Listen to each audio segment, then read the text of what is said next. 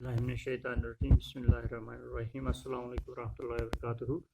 پیارے بچوں، آج ہم پھر سے کلاس 8 کا ٹاپک لیتے ہیں tribal dikus and vision of golden age.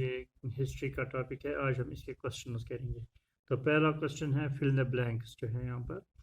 The British described the tribal people as dash dash. اس کو میں نے لکھا ہے وائلڈ اینڈ سیویج. تو جو برٹش جو تھے وہ جو ٹرائبل لوگوں کو کیا سمجھتے تھے کہ یہ وائلڈ ہے، یہ وحشی جنگلی ہے. تو اس طرح سے. پھر دوسرا ہے the method of sowing seeds in jhum cultivation is known as. جو جم کلٹیویشن میں وہ میتھڈ جس سے سیڈس وہ سو کر رہے تھے اس کو کیا کہتے ہیں؟ اس کو براڈ کاسٹنگ کہتے ہیں. یہاں براڈ کاسٹنگ یا سکیٹرنگ آپ کہتے ہیں. براڈ کاسٹنگ یہاں پر لکھا ہے میں نے. تو تیسرا ہے the tribal chiefs got dash titles. یہاں پر اس میں لکھنا ہے land titles in central India under the British land settlement. تو اسی طرح سے چوتھا ہے tribals went to work in the tea plantations in Assam and the coal mines of Bihar. جو ٹرائبلز وہ کام کرنے کے لیے جاتے تھے آسام کے ٹی پلانٹیشن میں یعنی چائے کے باغوں میں اور بہار کی کولڈ مائنز میں وہ کام کرنے کے لیے جاتے تھے. تو یہ فل دا بلینکس تھے. اس کے بعد ہے اب کوشچن نمبر 2 جو ہے اسٹیٹ ویدر ٹرو اور فالس. یہ آپ کو بتانے ہیں یہ صحیح ہے یا غلط ہے. تو پہلا ہے جم کلٹیویٹرز پلو دا لینڈ اینڈ سو سیڈس. جو جم کلٹیویٹرز تھے وہ زمین کو ہل چلاتے تھے، اس پر وہ بیج بوتے تھے. لیکن یہ غلط ہے کیونکہ اس میں جو ہے وہ لینڈ کو اسی طرح سے کیا چھوڑتے تھے، پھر وہاں پر جو ٹریز تھے ان کو جلاتے تھے، پھر وہ اس ایش کے ساتھ ملاتے تھے راکھ کے ساتھ. تو اس طرح سے پھر فصل اگاتے تھے، پھر وہاں سے بھاگ جاتے تھے. اسی طرح سے دوسرا جو ہے cocoons were brought from the Santhals and sold by the traders at 5 times the purchase price. جو کوکون جو ہے تھے تو یہ گنچے جس کو کہتے ہیں یہ سنتھالز لاتے تھے تو کن تاجروں کے پاس. تو تاجر پھر اس کو جس ریٹ سے وہ خریدتے تھے اس سے 5 گنا زیادہ وہ اس کو بیچتے تھے. یہ ٹھیک ہے. تو بسرا ارجڈ دا فالوورز. بسرا نے اپنے فالوورز کو کیا کرنے پر یہ اکسایا کہ کیا کرنا چاہیے ان کو؟ To purify themselves. وہ کہتا تھا ان کو اپنے آپ کو صاف کرو. تو الکوہل یعنی یہ لیکور مت پیو، یعنی شراب مت پیو. And stop believing in which craft and. اور یہ بھوت وغیرہ اس میں جو آپ بھروسہ مت کرو. اور جو ہے سورسی یعنی یہ جو ہے بھوت پرستی پر بھروسہ مت کرو. یہ ٹھیک ہے. تو اس کے بعد چوتھا the British wanted to preserve the tribal way of life. برطانیہ والے جو تھے، جو کمپنی والے تھے، وہ یہ ٹرائبل وے آف لائف جو ہے اس کو پرزرو کرنا چاہتے. یہ غلط ہے کیونکہ وہ اس کو ختم کرنا چاہتے تھے. تو اس کے بعد question number 3 what problems did shifting cultivators face under British rule. British rule کے دوران جو شفٹ کلٹیویٹرز تھے ان کو کیا کیا پرابلمز آتے تھے؟ تو اس کا آنسر میں نے یہاں لکھا ہے British always had problems with shifting cultivators. تو برٹش کو ہمیشہ سے پرابلم رہتی تھی شفٹنگ کلٹیویٹرز سے as they were always moving from place to place. تو وہ ایک جگہ سے دوسری جگہ تک وہ جاتے تھے، یا پاسٹر لینڈ سے یہ ایک زمین کے ٹکڑے سے پھر وہاں پر اگاتے پھل، پھر وہاں سے دوسری جگہ پر جاتے تھے. The British wanted the shifting cultivators to become peasant cultivators. British ان کو چاہتے تھے کہ آپ شفٹنگ کلٹیویشن کے بجائے آپ پیزنٹ کلٹیویٹرز بن جاؤ.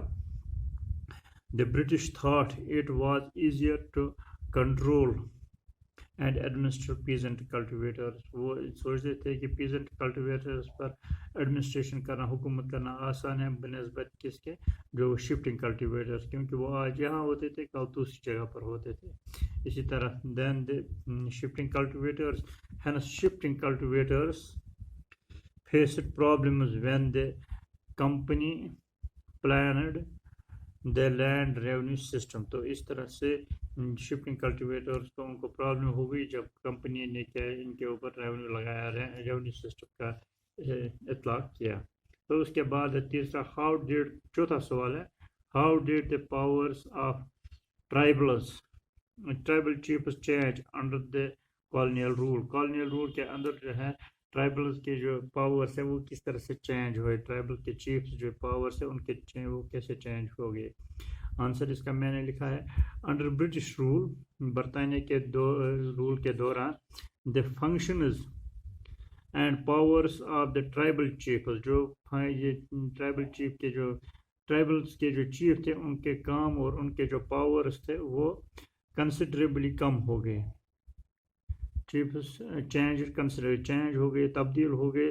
دے were allowed to keep their land titles اور اے کلسٹر آف ولیجز. تو ان کو جو ہے اپنی زمین کے حقوق دیے جاتے تھے کچھ گاؤں کے اوپر، رینٹ آؤٹ لینڈ، اور جو ان کو جو ہے زمین کو رینٹ پر دینا پڑتا تھا، کرائے پر دینا پڑتا تھا.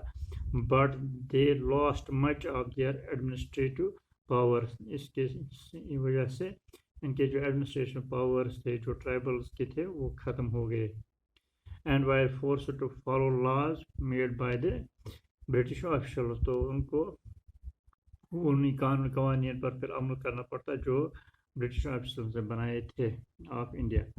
دے also had to pay tribute to the British and discipline the tribal groups on behalf of the British. تو پھر ان کو جو ٹیکس وغیرہ بھی دینا پڑتا تھا اور برٹش کے جو قوانین تھے ان پر عمل کرنا تھا. They lost the authority that they had earlier enjoyed among their people and were unable to fulfill their traditional functions. تو اس طرح سے ان کی اتھارٹی جو ہے وہ ختم ہو گئی جو اس سے پہلے برٹش رول سے پہلے اپنے علاقے پر ان کی تھی، جو جب وہ خود حکومت کرتے تھے تو وہ اتھارٹی ختم ہو گئی ان کی. تو اب ان کو جو ہے وہ ٹریڈیشنل جو فنکشنز تھے وہ اب وہ پوری فلفل نہیں کر پاتے تھے. تو اس کے بعد question number 5 what accounts for the anger of tribals against the dikus. تو جو ٹرائبلز کو کس طرح کیا یہ جو ہے اینگر کیوں غصہ آ گیا ڈکس کے اوپر. Tribals were not happy with ducks. تو ٹرائبلز ڈکس سے جو ہے خوش نہیں تھے. ڈکس وہ جو باہر کے لوگ تھے ان کو ڈکس کہا جاتا تھا، تو ٹرائبلز وہاں کے لوکل لوگ تھے. تو ٹرائبلز جو تھے وہ خوش نہیں تھے ڈکس سے. who were considered as outsiders. تو ڈکس کو آؤٹ سائڈرز کنسیڈر کیا جاتا تھا، وہ باہر سے آتے تھے. by them tribals wanted to be shifting cultivators. tribals چاہتے تھے کہ وہ یہی shifting cultivation کرے and not peasant cultivator. وہ peasant cultivator cultivation نہیں کرنا چاہتے، ایک جگہ پر cultivation نہیں کرنا چاہتے تھے. the Dicks were settling in at the tribals land. جو ڈکس ہے اب وہ سیٹل ہو گئے تھے کس کی زمینوں پر، جو ٹرائبلز کی زمینیں تھے. Wanting the latter to sell their lands. تو وہ چاہتے تھے کہ جو یہ لوکل ٹرائبلز تھے وہ ان کو یہ اپنی زمینیں بھیج دیں on very high rates. This made the tribals unhappy. اس سے وہ بہت ہی ناخوش ہو گئے. Also the tribal chiefs lost their administrative powers. اور جو ٹرائبل چیف تھے ان کے ایڈمنسٹریٹو پاورز بھی ختم ہو گئے انڈر برٹش رول، برطانیہ کے دور میں. Later the tribals were evacuated from their lands. پھر ٹرائبلز کو زمینوں سے نکالا گیا. and they had to look for other livelihood options. تو پھر ان کو زندگی گزارنے کے لیے دوسرے آپشن دیکھنے پڑتے تھے. کوسچن نمبر 6 What was بسرا Munda's vision of gold age. بسرا منڈا کا جو ویژن تھا گولڈ ایج کے بارے میں وہ کیا تھا. Do you think such a vision appealed to the people of the region. تو بسرا's vision of golden age was to have their land free of डिक्स। तो बिसरा चाहता था कि जो डिक्स के पास उनकी लैंड है वो ये छोड़ देने चाहिए। तो इसका विजन यही था गोल्डन एज का। He considered the age to be the age of truth. वो कहता था कि जो ये इसकी एज है, इनकी जो ट्राइबल्स की एज है वो सच्चाई की एज थी। अकॉर्डिंग टू बिसरा, in the golden age the tribal sardars will be able to rule among themselves। बिसरा कहता था कि जो ट्राइबल सरदार थे वो अपने इलाके में खुद हुकूमत कर सकते थे, and no one will be there to dictate terms of them। तो उनको किसी की हुक्मरानी की ज़रूरत नहीं है, किसी के क्या डिक्टेशन की ज़रूरत नहीं है।